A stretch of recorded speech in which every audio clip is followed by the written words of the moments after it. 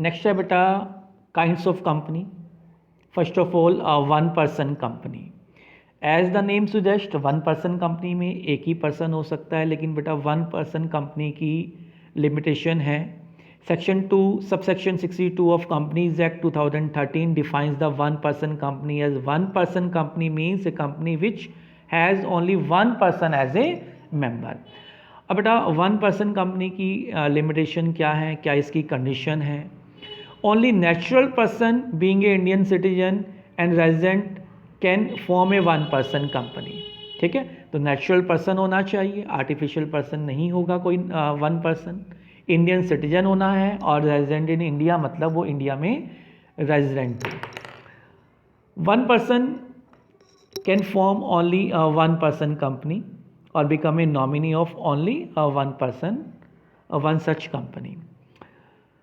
One person company जो है बेटा वो चैरिटेबल पर्पस के लिए फॉर्म नहीं की जा सकती, उसका जो पर्पस है वो चैरिटेबल नहीं होना चाहिए। और पेड अप कैपिटल बेटा इसकी जो है वो 50 लाख से ज़्यादा नहीं हो सकती, और जो टर्नओवर है वो 2 करोड़ से ज़्यादा नहीं हो सकता। और जो टर्नओवर की जो लिमिट गिवन है बेटा ये एवरेज टर्नओवर है ऑफ द लास्ट 3 ईयर्स, पिछले 3 साल का ये एवरेज टर्नओवर है।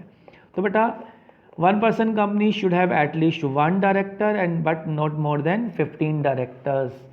15 डायरेक्टर से ज़्यादा वन पर्सन कंपनी में नहीं हो सकते, मतलब जो भी हम डायरेक्टर्स बिजनेस को मैनेज करने के लिए अपॉइंट करेंगे वो 15 से ज़्यादा नहीं होने चाहिए। तो बेटा ये वन पर्सन कंपनी की लिमिटेशन होती है। इसके बाद आती है बेटा आपकी प्राइवेट कंपनी।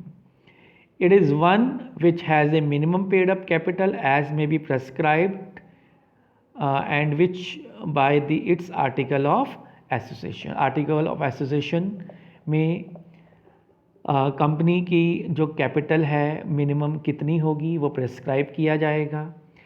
अब बेटा प्राइवेट कंपनी में शेयर्स ट्रांसफ़र नहीं हो सकते, प्राइवेट कंपनी के मेंबर्स शेयर ट्रांसफ़र नहीं कर सकते except in the case of one person company.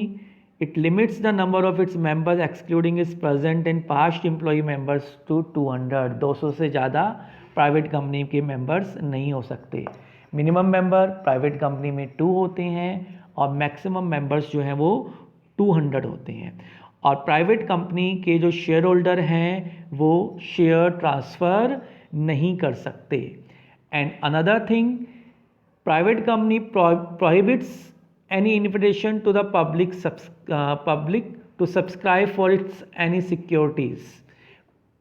Private company जो है वो अपने शेयर्स पब्लिकली इशू नहीं कर सकती, मतलब प्राइवेट कंपनी के जो शेयर्स हैं वो सिर्फ जो प्राइवेट कंपनी के मेंबर्स हैं वो मेंबर्स अपने फ्रेंड सर्कल में, रिलेटिव में ही शेयर इशू कर सकते हैं।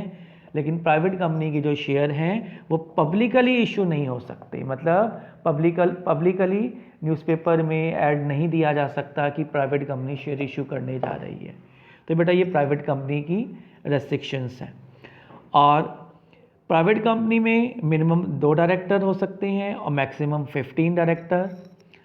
The name of the private company ends with the word private limited. Private company का नेम में बेटा प्राइवेट लिमिटेड वर्ड लिखा रहता है बेटा। और जो पब्लिक कंपनी है वो कौन सी कंपनी होती है? Which is not a private company. जो कंपनी प्राइवेट नहीं है वो पब्लिक कंपनी है। Has a minimum paid up capital as may be prescribed and is a private company being a subsidiary of the company which is not a private company. मतलब जो company private नहीं है, मतलब public company है। Public company की जो subsidiary company होती है उसको भी हम पब्लिक कंपनी ही मानते हैं बेटा।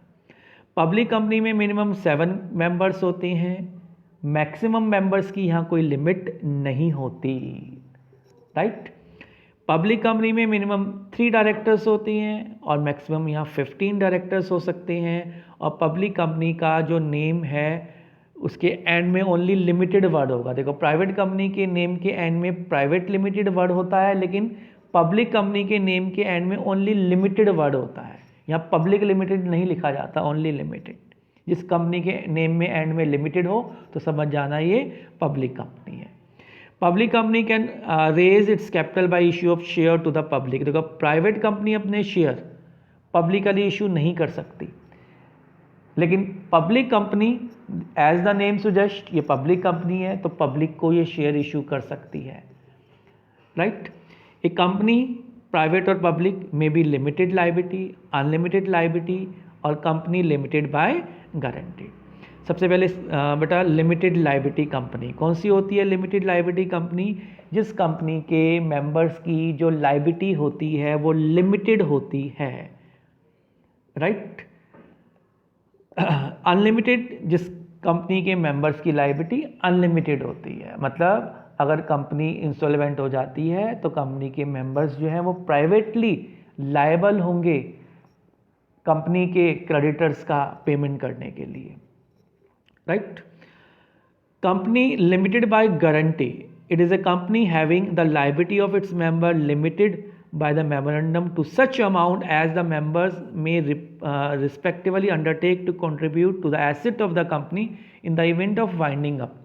मतलब जब कंपनी वाइंडिंग अप में जा रही हो, एंड हो रही हो, तो उस समय कौन सा मेंबर कितना मनी कंट्रीब्यूट करेगा वो बेटा लिमिट पहले से ही फिक्स हो जाती है कंपनी के मेमोरेंडम में।